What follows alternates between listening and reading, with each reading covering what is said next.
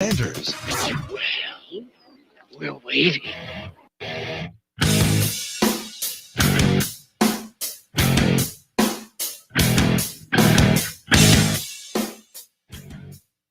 Welcome into the rundown on Fox Sports Radio 1400 around the world on the iHeartRadio app. My name is Rob Sanders. I've got several things to talk with you about today. It's my last show for the week, and I'm actually taking off Monday. So, yeah, just giving you that info before we get rolling along here. So I've got stuff I got to get into today. That's pretty much the only way that I can get it out there. Where are we going to go? How about this? Fans have lost their minds. That's one area we're going to get into in a moment. Also, one major college basketball program is only focusing on transfers and how that may not be the baddest idea when you really stop and think about it. So we'll get into that. Also, how long of a leash is Shane Beamer on at South Carolina? One gentleman thinks he's going to have a bigger leash than most would think. Deshaun Watson, will he, why he shouldn't play this year? We'll get into that. Also, we've got some of the games that are kicking off with South Carolina. We've got those set up with some of the times. We've got the first 3 times for those games, in addition to some games from the ACC. I just got this I just got something earlier with some of the game times that were announced. We'll start with Clemson from the ACC, as I'm pulling it up here straight from the ACC's football site here. Thursday, September 2nd, NC State plays host to USF at 7:30. First of 5 consecutive days of ACC football action over the Labor Day weekend. North Carolina and Virginia Tech on September the 3rd is a 6 o'clock kickoff on ESPN. Miami, Alabama's at 3:30. We knew that coming in. Clemson and Georgia's at 7:30. That game, of course, in Charlotte. Notre Dame and Florida State on September the 5th at 7:30. Louisville and Ole Miss September the 6th at 8 o'clock. That, of course, is on ESPN there as well. So, yeah, we've got that set up for us. Then, second week of matchups, Pitt at Tennessee's at noon. NC State at Mississippi State is at 7. The weekend includes a quadruple header on the ACC network. Illinois at Virginia at 11 a.m. Rutgers at Syracuse at 2. South Carolina State and Clemson. The opener in Death Valley is a 5 o'clock kick on the second week of the season. And then Jacksonville State at Florida State is an 8 o'clock kick. It's kind of like the return of Deion Sanders there. Week 3, Georgia Tech at Clemson is a 3:30 kick on ABC. Followed by Wake Forest at Florida State at Wake Forest. That's also a 3:30 kick. And Virginia at North Carolina, that is a 7:30 kickoff there. Virginia Tech travels to West Virginia. That's at noon. And Duke will play Northwestern. That's at 4 o'clock on the ACC network. So basically the gist of it is the first 3 Clemson games, Clemson plays in the marquee matchup with Georgia. That game kicks off at 7:30 on September the 4th. Then you've got Clemson the following weekend. They opened up with the folks from South Carolina State, in-state matchup there. That game kicks off at 5 o'clock. Then the final matchup is a 3:30 set for the Tigers' first conference game as they welcome in Georgia Tech. A 3:30 kickoff there for Clemson. Now, South Carolina, how does that work out for them? Yes, South Carolina. Well, here's how it works out for the Gamecocks. Shane Beamer's team, their first matchup will be under the lights for ESPN Plus as they welcome in Tony Romo's alma mater, Eastern Illinois, a 7 o'clock kick. That's going to be an interesting set there. First game under the lights for Shane Beamer. So you've got for folks around here, you've got Clemson and South Carolina playing pretty much at the same time. I think the game with South Carolina and Eastern Illinois will probably be over by the time the Clemson game kicks off at 7:30. Just saying. September the 11th, the East Carolina game is a noon kickoff. And then wake up, Georgia fans, September the 18th, when the Gamecocks come back to Georgia. They won the last time they were there, by the way. The Gamecocks will play at Georgia, 7 o'clock. So it'll be a primetime matchup on ESPN. So your first two of your first three games are night games. And then, of course, you have a noon game with East Carolina. So interesting stuff there. That is like hot off the presses there.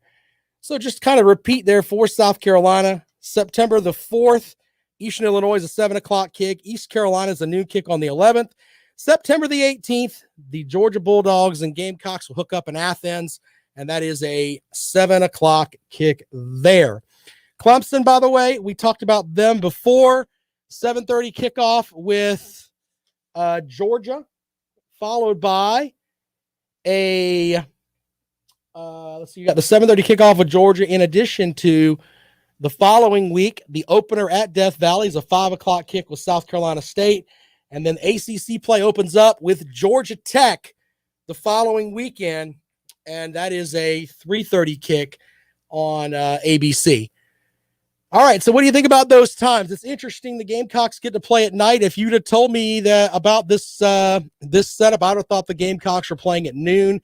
Not really a marquee matchup with Eastern Illinois, but it's going to be on the ESPN Plus, it says. So you'll be able to check out that game on ESPN, I guess, and catch Shane Beamer's first matchup with the Gamecocks as they welcome in Eastern Illinois. A noon game for East Carolina. That's interesting, playing early in the day there. So maybe sometimes it's hard to get motivated for those noon games. You know how that is. That's on ESPN2. And then going to Georgia at night, not exactly what you want for anyone, to be honest with you. That's the game you want at noon if you're a Gamecock fan. So my as my phone's going off here, let me turn my phone's yelling at me here. Anyway, but yeah, you've got that, and you've got that 7 o'clock matchup with Georgia. So there you go with that. Clemson 7:30 matchup. We knew about that. 5 o'clock kickoff. I tell you what, man, it's still gonna be hot. I wonder. I mean, oof, man, sitting in those bleachers up in Death Valley or down at Williams-Brice, it's just gonna be just blistering hot, man. Oof. Then you've got the 3:30 kickoff with Georgia Tech. Pack your water, ladies and gentlemen. Pack your water. I can guarantee you that's going to be a mess, to say the least. All right, I want to talk about Deshaun Watson for just a second before we move into some other stuff here. You know, I've always said we need to have both sides of the story here, but something has come out where he won't be deposed in his lawsuits against him until 2022. That means basically the entire season is available to him, and whoever wants to secure his services. Okay, so here's my thing with that. Maybe I'm just built a little bit differently, but I think it's going to bother it. It would bother me a little bit if I had to wait that long. I would be pressuring my attorneys and telling them, no, I didn't do any of this. Let's get these 22 women into court. I want them in court now. I would do everything in my power to make that happen. Now, Watson, I don't know how all that works on the legal front, but that's what I would be. I'll be putting that out on social media and everything else. I didn't touch these women. They're all liars, whatever. All right, if that's the position that you have, which is essentially what Deshaun Watson has said. He said he hasn't done any wrongdoing. Okay, but now here's the problem. Watson's going to go into the season. Someone's going to get him. I don't know who it's going to be. I don't know if he's going to play for Houston or if some general manager is going to take a shot at him and basically say, hey, hopefully you'll be our quarterback of the future if things don't happen. And maybe you'll be the guy that maybe the NFL won't suspend you this season. Maybe they'll wait until after everything has come out. I don't know what's going to happen there. But I think the thing that's going to bother me is that about midway through the season, it's going to turn a lot to what about Deshaun Watson? What about what he's going through? And we're going to go away from the women, and it's going to be they're going to be talking about everything that Deshaun Watson's had to go through on the football front and everything else. I want this settled beforehand. If I'm Deshaun Watson, that's what I want. Even if I got to pull out my checkbook and pay something, I want to put it out there, put out an apology if there was an inkling that you did something wrong, and then move about your merry way. That's the way that it should be. But what's going to happen is I guarantee you there's going to be somebody that's going to have the poor Deshaun Watson thing going on here, which, let's be honest, if they had some criminal stuff, they probably would have already come out with it. So this is just something that's going to hit Deshaun Watson in his pocketbook and the public perception of Deshaun Watson. You don't think of Deshaun Watson as the guy you thought of before when he was at Clemson. I don't think anybody does, especially with this stuff that's out there now. But now, if I were Deshaun Watson, that's how I'd handle it. No, I'm not going to play football until this is squared away. Not going to do it. Then that way people know you're serious.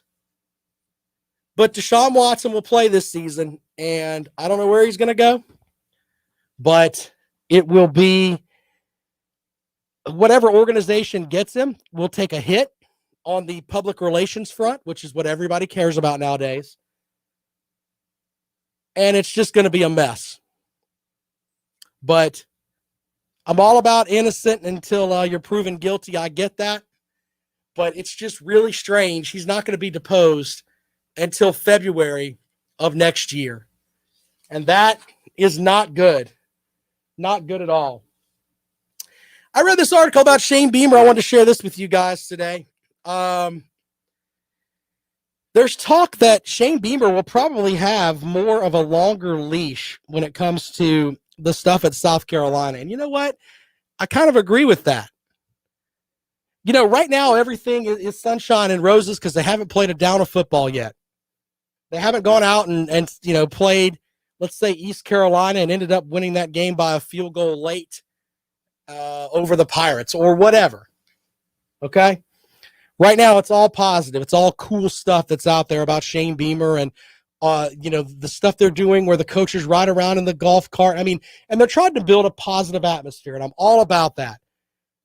But in the end, it comes down to, can you win football games or not? And I think Shane Beamer is going to be a guy that's going to be probably given a little more time, because I think that, especially on the offensive side of the football, it's going to take 2 to 3 recruiting cycles to get, in good recruiting cycles, to get you to a point where you have pretty much par SEC talent on the offensive side of the ball across the way.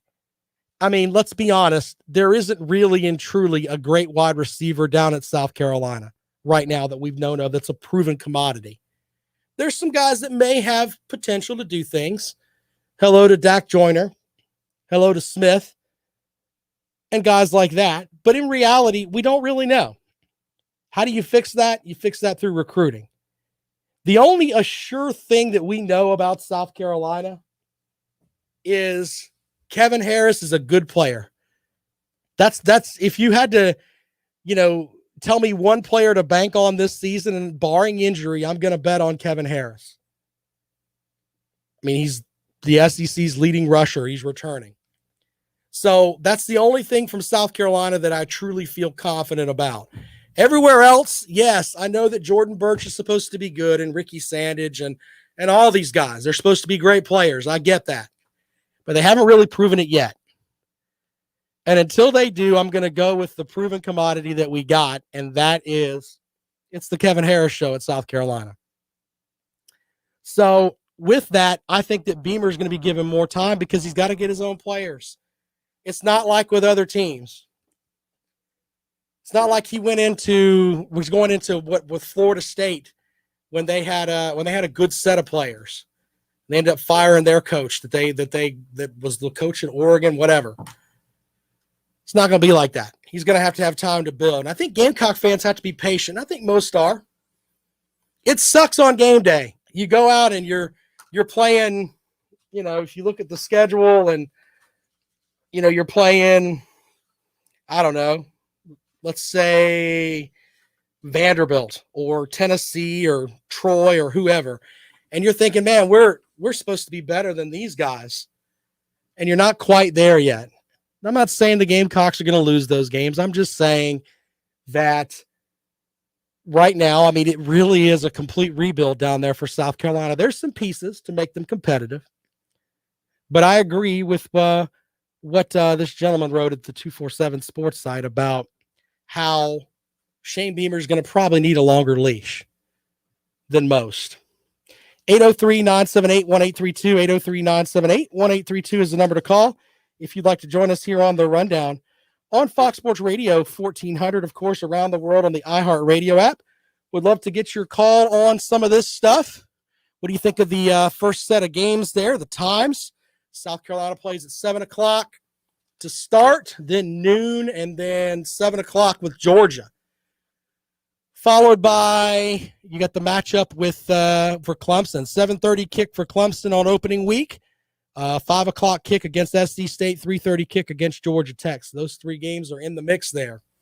So if you want to talk about that, and do noon games matter? That's kind of the theme that I thought about today. Do noon games actually matter? I mean, kind of tough to get jacked up for those noon games. 803-978-1832, 803-978-1832 is the number to call. If you'd like to join us here on The Rundown, I've got other things to get into today. When we come back, we'll talk about a report of one major college program is only focusing on transfers. How that's an interesting story. We'll talk a little bit about the NBA tonight and how Lawton Swans, evil Lakers, will try to get up to a 2-1 lead up on the America's team, the Phoenix Suns. So we'll get into that later on. And we've got other little things we're going to get into today here on The Rundown, right here on Fox Sports Radio 1400. Shout out to Jerome watching on YouTube over there. We appreciate him, as it was kind of cool today to get some of those game times announced for the first three games of the season. As I said, South Carolina starts. Eastern Illinois is a 7 o'clock kick, followed by a noon kick at East Carolina, then a 7 o'clock kick on the road at Georgia. Clemson has a 7:30 kick with Georgia, followed by 5 o'clock kick with SC State. And then the following week, it's a 3:30 kickoff with Georgia Tech as the Tigers open up ACC play. So we want to talk about that. We can get into that as well. I'm also going to talk about fans that have lost their damn minds. We'll get into that. I don't know what's going on with fans now. I don't know if COVID has made people stupid or if this is something that's happened a lot. Yeah, we'll get into that momentarily in some of the stuff that's happened here lately with the way that fans are acting. Wow. My buddy Kevin McCreary, for a former Sports Talk fame who's now retired, even though he's my age, has a great way to fix that. I'll tell you what that is in a moment. You're listening to The Rundown. This is Fox Sports Radio 1400. What up, y'all? Jerome, what do you think about a 7 o'clock kick at Georgia? That sucks, right? Those Georgia fans are going to be drunker than hell.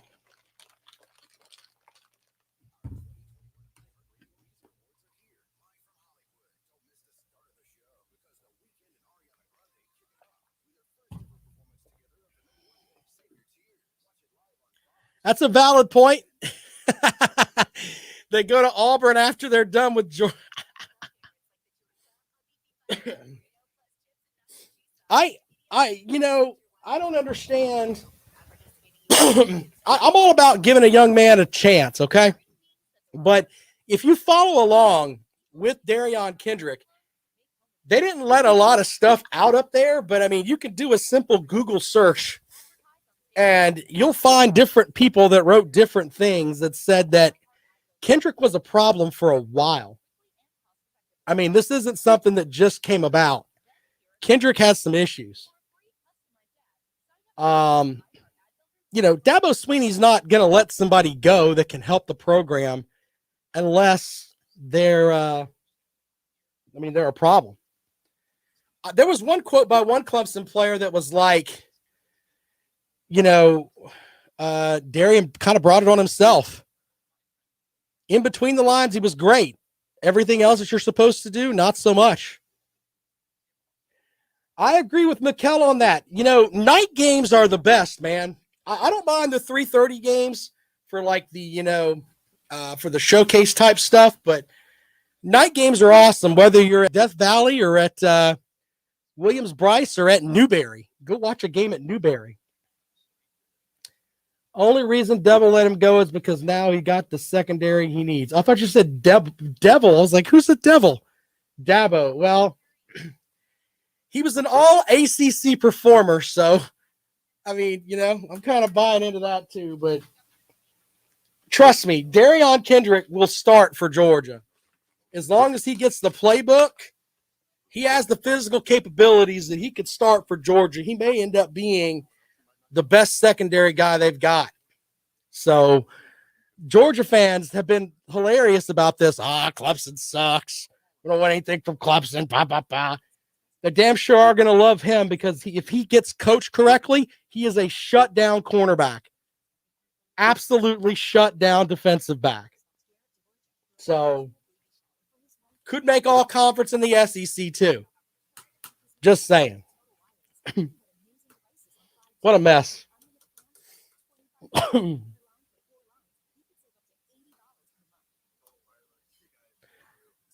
I'm looking forward to some of these night games, though. That's not a bad thing.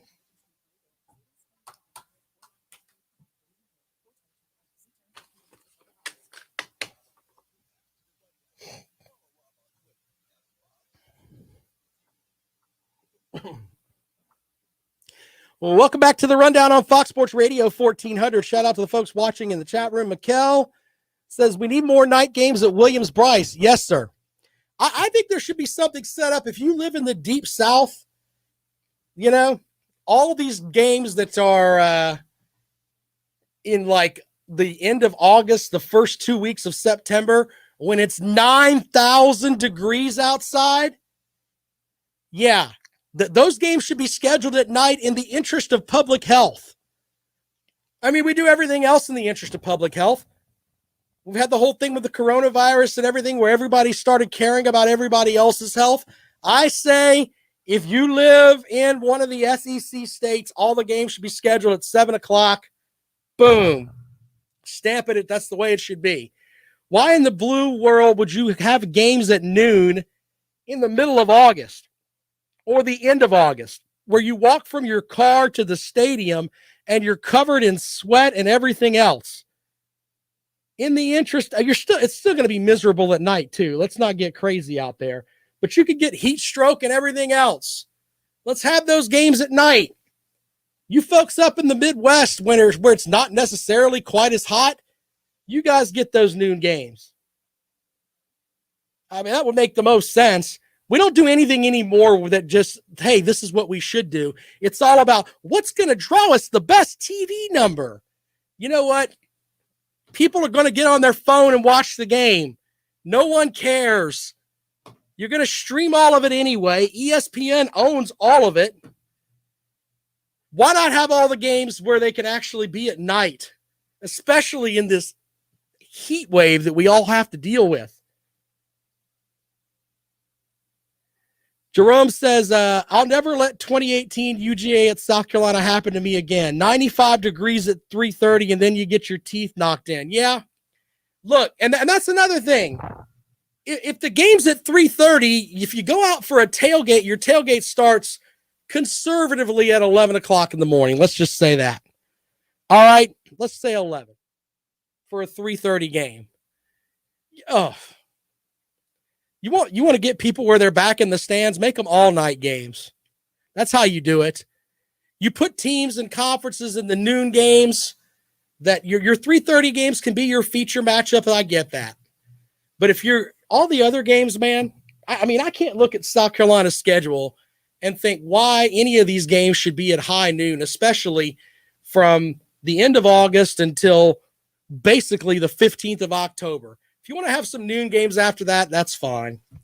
that horrible week, like the week before Thanksgiving, where all the SEC teams basically take off and they'll play someone out of conference, I'm fine with that. Have at it. We can schedule games then that all happen at noon, and then we can fill out those games then. It won't be 700 degrees outside. Might be a nice fall day. Just saying.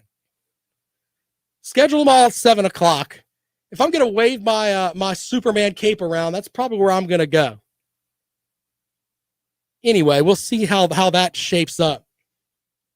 803-978-1832, 803-978-1832 is the number to call. If you want to talk about what I was talking about earlier, where I don't think Deshaun Watson should play this year simply because he's not going to be deposed until 2022.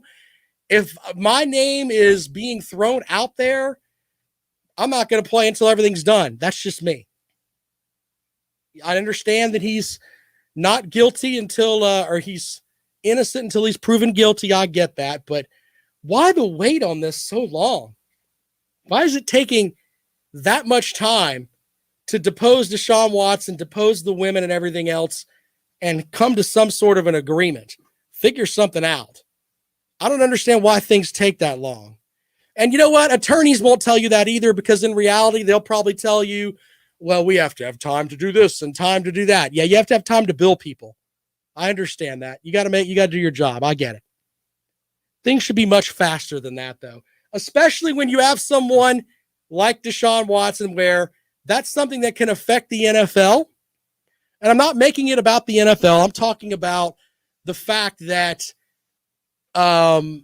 we should have it set up for the victims too. We need to figure it all completely out.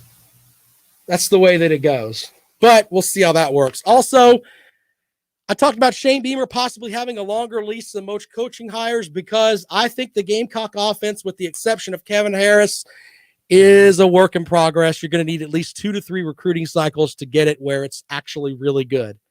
Or not really good, but let's just say on par with SEC talent. I don't think I'm that far-fetched in that line of thought. And I think the only player on the South Carolina team that I would bet on is Kevin Harris. Everyone else, there's some things that have potential there. But in the end, I mean, let's be honest. If you had to have one player to bet on that entire team, it's got to be Kevin Harris. And with that, Shane Beamer's going to need time. And you're going to have to be patient, Gamecock fans. You're going to have to sit through a season where, let's say you go 5-7 this year. Some people say 5-7 is a reach. I don't, not with the schedule. I'm not one of these people that thinks that Tennessee is going to be absolutely outstanding despite all the stuff that's going on with them.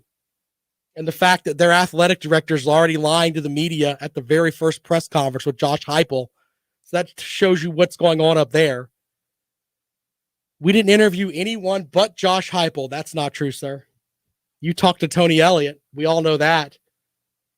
We all know that. So why lie to us? We're not stupid.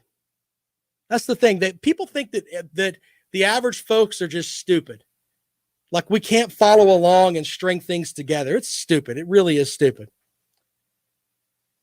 Mikkel online says he'd bet on Marshawn Lloyd. Look, Mikkel, I'm not bashing Marshawn Lloyd. The stuff that we've heard about him is that he's supposed to be a great running back, but I'm talking about proven commodity. All right? He hasn't taken a snap in a college game yet. That's not a knock on him. He may end up being the best Gamecock running back of all time. I don't know. I don't know yet. I do know that Kevin Harris is great. I do know that Kevin Harris will leave his soul on the field to get an extra yard. That's the kind of player you want, man. He'd slap his mama for an extra yard. I believe that. So I'll bet on Kevin Harris. I really would. Jerome says it's going to be a bad 5-7 miracle. Okay. I don't, we'll get more into this because we're going to break down game by game as we go. But I don't think 6 wins is out of reach for the Gamecocks. Now, I'm not going to sit here and be, Mr. Gamecock here and say, hey, they can win 8 games. I don't think that's happening. But to think they can't win 6, that's kind of silly. That's kind of silly. All right, we'll take calls on all that at 803-978-1832. And I got to talk about these fans that have lost their minds. Man, I tell you what, man. And I can tell you what's become of it and how it came around. Yeah, I think I've got this figured out. The stuff that's going on with the NBA and everything else, I think I got it figured out. And I'll tell you about that when we come back. Don't forget, podcast for this show is up at 5 o'clock today. I am off tomorrow and Monday. It's got a couple days to hang out with the family and do that kind of thing. So we'll be back at it hardcore on Tuesday with everything from baseball and everything else. Quick break. When we come back, we'll have more for you here on the Rundown, right here on Fox Sports Radio 1400.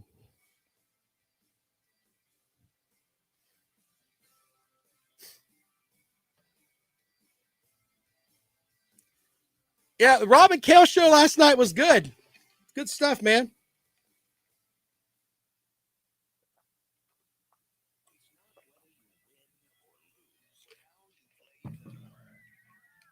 Don't you get tired of those fans that are like, I've got Gamecock fans that are in my Twitter feed saying they're going to win 8 games. Slow down a little bit, man. Let's just be, but then they'll be upset if they win 6, I mean, I could buy some of that, but I think 6 wins shows Shane Beamer is a heck of a coach. I mean, I really believe that. We shall see. 7 is 7. I can almost buy 7. I don't think that I don't really think they have a chance against at Georgia or with Clemson. Those 2 games are probably, and then Texas A&M. I think those 3 are losses for sure. You can make arguments for a lot of the other games. I think Auburn's going to be a gong show. I really do. Auburn's going to be terrible. I believe that, but they'll probably come out and go 10-2, some ridiculous number like that. And Brian Harsin wins Coach of the Year, scares Nick Saban in his first Iron Bowl, that kind of thing. But just the stuff that you hear, and especially with what he's done down there, I think they're going to be ridiculously bad. Anyway, we'll definitely have some more of that. By the way, we're going to ACC kickoff. Ladies and gentlemen, we will have all the ACC coaches live on the show, bunch of the players, all kinds of voices of folks. We'll stream all of it right here to YouTube and everywhere else. We're going to have a good time with that. So line up your questions, man, for the folks for basically ACC Media Days. Looking forward to that. I want to go to SEC Media Days, but it's like, I know it sounds silly, but it's just too overcrowded. I mean, they pack you in there and it's just tight and it's hard to get interviews and it's just, not what you want.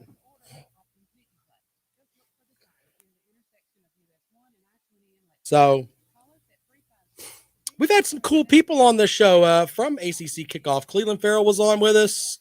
Who else? Mitch Hyatt, Dabo Sweeney on the Clemson side. The quarterback for the Giants now. Had them on with us too.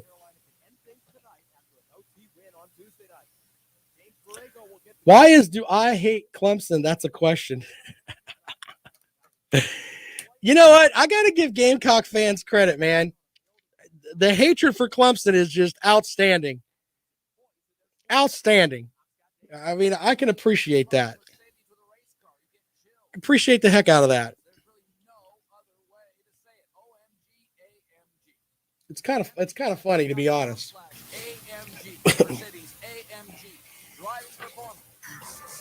Fox Sports Radio 1400, serving Columbia at 1400, and the world iHeartRadio app. Welcome back to the Rundown on Fox Sports Radio 1400 around the world on the iHeartRadio app. Couple of incidents that have happened in the NBA. Now, I know people are like, Rob, I don't like the NBA. That's fine. This is not really about the NBA. This is more about people in general. So just bear with me for just a second. I don't want to be like the old man screaming at the sky. But when I see this stuff, it's like, really? So here's what happened. Last night, Trae Young of the Atlanta Hawks was basically on the baseline, and a Knicks fan spit on him. All right. Utterly, absolutely disgusting. If you're going to spit on another human being, I'm going to tell you right now, I am not a tough guy. All right. I'm a big burly guy. I can lift a lot of heavy weights, but I tell you what, if you spit on me, I will die trying to knock you out. That is the most disrespectful thing you could ever do to any human being, is to spit on them. So apparently the guy that spit on him has been banned from Madison Square Garden, and that's great. That's exactly what should happen. He should be charged. Absolutely disgusting. Then last night, also, Russell Westbrook turns his ankle and has to go back to the locker room. And here's the big thing. This guy is walking back to the locker room with a turned ankle to get checked out or whatever. And these idiot Philadelphia 76ers fans, and I understand it's not all of the 76ers fans. I get all that. I understand that some fans are just, they're a little bit more out there. I get that too. But the reality is that some idiot decided to pour popcorn on Russell Westbrook. Now, to me, that's a horrible thing to do too. But if you spit on me, we are fighting. I don't care who you are. That is absolutely disgusting. And whoever that Knicks fan is, I'm glad he's banned. Same thing goes for the 76ers fan, banned too. Mikkel online says he's 5'6" and I'm gonna knock you out. Yeah, I agree. I think we all can agree. If you spit on someone, you get what's coming to you. Utterly disgusting. But you know what? You know how to fix this stuff and to keep fans. I'm gonna tell you why fans are doing it in a moment. But my buddy Kevin McCreary, former host on Sports Talk, tweeted out earlier today. Here's a thought. When you buy a ticket, it says on the ticket, if you do something like spit, throw popcorn, whatever, if you come in physical contact with a player, that player gets to swing at you. Just once, enough to knock you back into common sense land. Now, I know the attorneys, we can't have all that. We can't have all that. That's the way to fix it. Shout out to @KMac on Twitter. Go and follow him. But that's how you fix that. You think somebody's going to try that with Russell Westbrook? Westbrook's what, 6'6", big old burly guy? Trae Young's a big guy too. You think some guy that's running around that's 5'9", 5'10", and you think he's going to, if he knows, all right, if I act stupid, this guy has free range to slap me upside my head. You think he's going to do that? Nope. Absolutely not. But you want to know why people have lost their minds? I'm blaming the COVID. People have been sitting at home and they've been able to watch some of these sporting events, but they've been doing everything where everything is on Twitter. I've seen some of the most vile stuff on Twitter and on Facebook and whatever. Insert your social media thing here. And I think people have been wound up so much and they're so wound tight. And it's like they don't know how to act anymore. They may, in reality, they probably wouldn't normally act like that. But I think people have been cooped up in their houses too long, and it's affected their mental psyche. I really believe that. I really truthfully believe that. So it was good of the Philadelphia 76ers to apologize to Russell Westbrook because, hey, if you're a franchise, that's your fans, yeah, you should apologize. But please don't come at me. Oh, not all fans are like that. I don't care. The guy was sitting there with a 76ers jersey on and did it. So he's a 76ers fan. Here's a thought. Correct your fan base. Maybe the fan base should be able to, hey, wait a minute, you idiot. You poured popcorn on him. How about we go at it? We figure that out. Let's have a little Thunderdome in some of these arenas. A little old school Thunderdome. Fix some of this stuff together. Let us correct ourselves. Instead of sitting there like a bunch of blank people, oh, he poured popcorn on him. He poured popcorn on them. Ooh, we're not going to say anything to him because he might pour popcorn on us. People used to correct each other. I can remember being a kid, like if I did something stupid and my neighbor saw me do something stupid, my neighbor would slap me. because my mom wasn't there to make sure that, hey, that's wrong and you shouldn't do that. We don't have any of that anymore. I know it sounds like I'm old man yelling at the sky, but wow. Mikkel says, why they keep trying Westbrook? You know why they keep trying Russell Westbrook? Because Russell Westbrook is, I talked about Kevin Harris leaving his soul on the field. Russell Westbrook does the same thing. He's not the biggest guy, but he's very, very talented. A walking triple-double. The NBA's all-time leader in triple-doubles. So you want to get after this guy. I get that. But he's also, he can come across as arrogant, and I get that too. But I don't care how arrogant. You have to be arrogant to be a great player, I think, in most aspects when you get on the court. You could be a nice guy off the court, but in the end, you got to have a little bit of that bite in you. A little bit of that dog in you, as they call it. You should never, ever spit on anyone. And it should be back to the fans should be fixing that themselves. So I'm in the camp of two things. Either what K-Max said, let the players swing on them, or let the fans deal with it and correct their own. Thunderdome, ladies and gentlemen, that's how we fix things now. If you're pouring popcorn on an opposing player, I get to slap the hell out of you to bring you back to reality. And I'm not going to beat you to senseless. Just, you were an idiot. Congratulations. I fixed that for you. Now, you're banned from the game too, but when you walk home, you're going to have a nice big red dot on your face. That's the way that it should be fixed. But it won't. People will continue to act more and more stupid until we have something crazy happen. Like the Detroit brawl when, who was it? Was it Ron Artest that jumped into the stands? I can't remember. Can't remember who it was. But they were jumping into the stands, and the players were the ones that got blamed for that. No. The fans that were doing this. Russell Westbrook had a turned ankle and was just trying to get back to the locker room, and this idiot is pouring popcorn on him. I agree. Agree with Jerome. Let the fans beat them senseless. Exactly. What if the fans win? I don't foresee that happening. Most of the people that do this aren't the kind of folks that are going to be winning fights anyway. 803-978-1832, 803-978-1832. That is the number to call if you want to join us here on the Rundown. This is Fox Sports Radio 1400. I can't believe that guy did it. Yeah, it was Artest and William. Thank you for that. Artest changed his name to what? World Be Free or something stupid like that? I can't remember. Can you believe people do that, though? You believe people do that, man? Where, like, they'll spit on somebody? Oh, I'm not a violent person. You spit on me, though. We are going to war. Absolute war. You could throw things at me. I've been to games. I went to the Georgia Clemson game, Deshaun Watson's debut, where Watson threw that pass to Sharon Peak, and we're like, we finally got a quarterback. I was at that game. The Georgia fans were throwing batteries. They can say, they were. All right, AA batteries coming down as we were leaving in the third quarter. Okay, I can deal with all of that, but if you spit on me, no, sir. I'll pick up bleachers and throw them at you.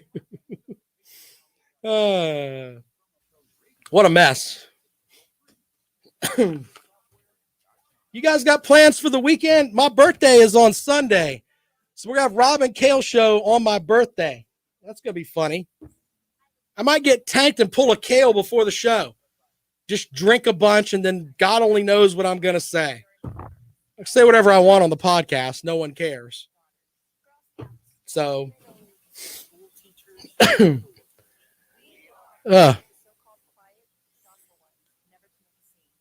do you guys do? We'll probably cook out for Memorial Day.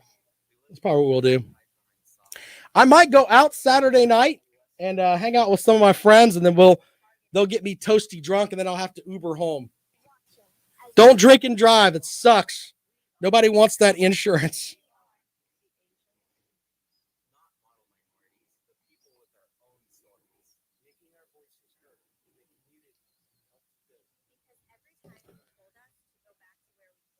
Oh, goodness.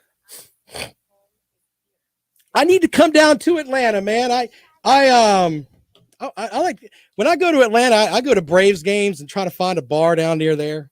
Need to do that. Yeah, that's a good point there, Brandon.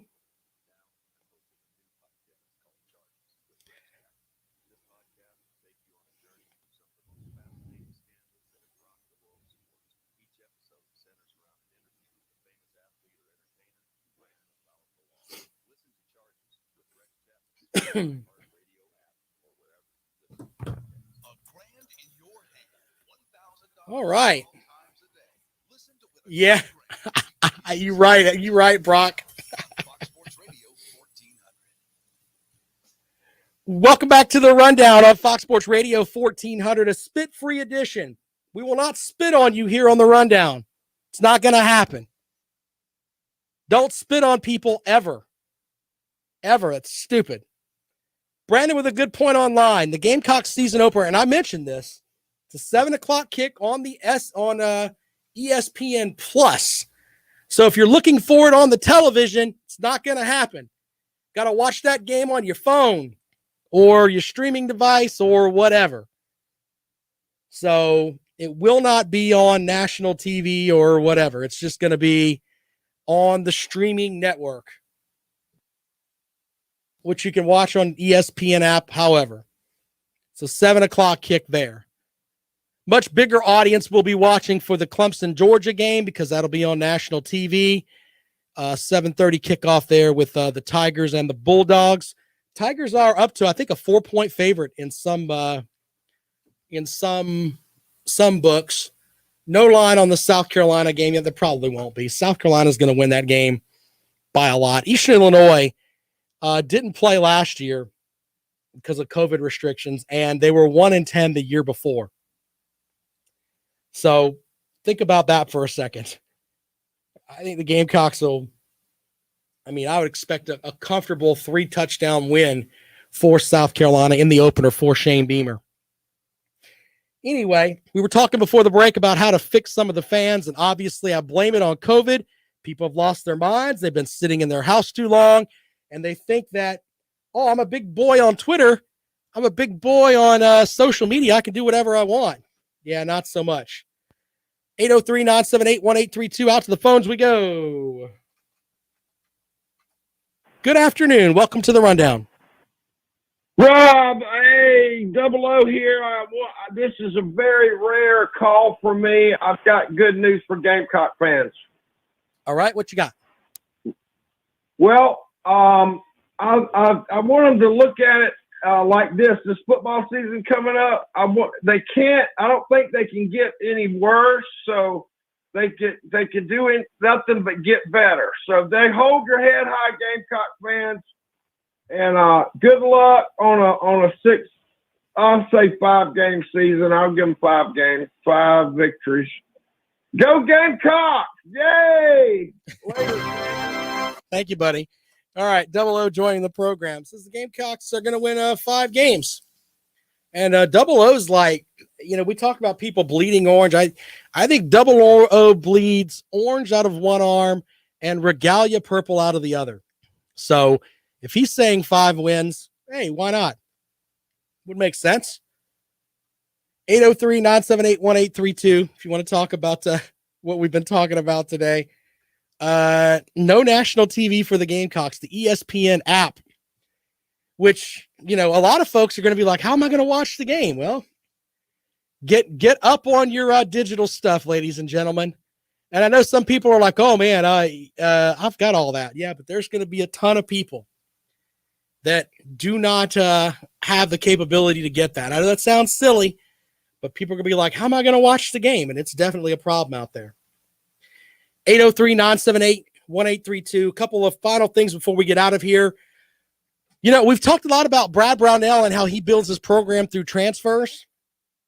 And according to a report from ESPN's Fran Fraschilla, a coach at a top 40 program at the Division I level, said he would be focusing exclusively on recruiting transfers. The anonymous individual said that he would no longer recruit high school players and would rather take the surer thing.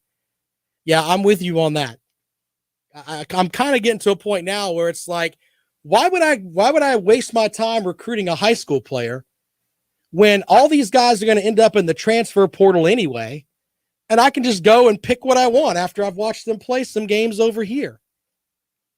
I mean, that makes a lot of sense. I'm really starting to believe that now, and I feel bad for saying I didn't think that would work for Brad Brownell. I think that's going to be the new thing now. And you know what? I think it's going to be the new thing in football too. Imagine if you could go into, let's say you're the Kentucky Wildcats. I'll use them as an example. Kentucky's always got a pretty decent running back. Chris Rodriguez is a guy that's probably going to get 1,000 yards this year. Kentucky's always got pretty good defense. That's the coach Mark Stoops thing. I think it's going to get to a point where the only thing that's keeping a team like Kentucky back is that they need a quarterback or they need an offensive lineman or whatever. I mean, it's basically like going to McDonald's or Burger King. You can have it your way. You can figure out what you want and just go get it. That's pretty much what it boils down to. And you're going to have guys that are highly sought after. I mean, look at what we can use Georgia as an example. Georgia lost a couple of guys to the NFL that were really good players in the secondary. What'd they do? They went to West Virginia and got their starting safety, and now they're getting an all-ACC defensive back from Clemson. Ta-da! I can play the sound. Yeah. We can fix our recruiting shortfall in a matter of a couple of calls. I think a lot of teams are going to do that, and Kentucky may be the one to do that. They may be able to find a quarterback that maybe they were following on the high school level, and they decided, you know what, I'm going to go to Ohio State, even though I live in Kentucky, but I want to go to Ohio State. Goes up there and gets treated like Joe Burrow, and he's on the bench. Still a great quarterback, but not quite good enough to get rid of the guy that's the starter. These things are happening, ladies and gentlemen, and the teams that are going to be the leaders 5 years from now are going to be the teams that grasp the transfer portal and make it a part of their own. Hello to Coach Dabo Sweeney up at Clemson. You got to get some transfer portal guys in, man, because if not, you're just leaving talent that's out there. I know that you have to think, oh, we've got to have guys that are the Clemson brand, and we don't offer as much as everybody else. Comes down to winning games, Coach Sweeney. You know that as well as I do. And to win, you're going to need as much talent as possible. And you may have to go to that transfer portal. Jerome says, I'd rather be pleasantly, until they prove me otherwise, I say we win 3, maybe 1 in the SEC. I'd rather be pleasantly surprised and disappointed again. They're talking about the stuff online about how to get your TV to carry the game. You can watch it off your phone. You can you cast the game from your phone onto your TV. I've got one of those Fire TVs, so I just bring up the ESPN app and just watch whatever I want. Buy a smart TV, ladies and gentlemen. That's coming up for Christmas. You might as well go ahead and get it squared away now, because you got to have all that stuff. Buy yourself an Apple TV. Punch out whatever you want there too. Lawton Swan, by the way, figured all this out like years ago. Lawton Swan was streaming, everything years ago. He had like one of those. He built like an antenna in his house. He's talked about that on Clemson Sports Talk. Lawton's the most wired guy I know. I mean, he's wired in all of his internet stuff, and he's just wired in general. He's jacked up on, as he says, Red Bull and bubble gum and everything else. I mean, he gets on the Peloton bike, does like 8 miles, does a show, get off, and does another 8 miles. Seriously, that's what Lawton Swan does. Jacked up every day for you here for Clemson Sports Talk, right here on Fox Sports Radio 1400, around the world on the iHeartRadio app. Please listen to Lawton's show. Even though if you're a fan of the Gamecocks, you'll like Lawton's show. Stop looking at me, Swan. Be sure to check him out. He'll have all kinds of great stuff for you today. And I think he's off with me tomorrow and Monday too. So there you go with that. Podcast for the show will be up at 5 o'clock. I'm on Twitter at Rob Sounds Good throughout the weekend. I get out of Facebook jail tomorrow.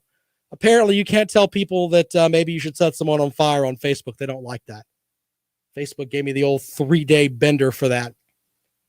But I'll be back I'm on Twitter all the time at Rob Sounds Good. Clemson Sports Talk is next. We will see you on Tuesday. You guys are awesome. If you guys need help on how to fix that, let me know. I can help you with all that stuff. I figured all that out. So let me know. I mean, it's not that hard. You can stream it anywhere. Brandon, you're being a doofus. They Clemson baseball is terrible. Terrible. Monty Lee looks like Opie from the Andy Griffin show. Well, we just not getting to stop it. Stop it. How about the only way I'm going to fix this is to recruit? That's the only thing I want to hear when you're that bad. When you're 4 games under 500 and you play in a conference where 8 of the 14 teams don't really care about baseball. They average about 300 fans in the stands. The only thing that I want to hear from you when you've got all those College World Series appearances and a number 1 overall player picked in the MLB draft is, we suck this year. I'm going to get out of this press conference right now, and I'm going to go recruit. That's what I'm going to do, because apparently I made a mistake with the guys that we have here now, and I'm going to fix it. That's what Monty Lee should be doing. And you know what? If it pisses off the guys that are on the team, then you're a punk anyway, and you weren't worth a damn going out there going 23-7 or 23-27 or whatever it is they finished. Just sit up there. I don't want to hear that. Tired of hearing that.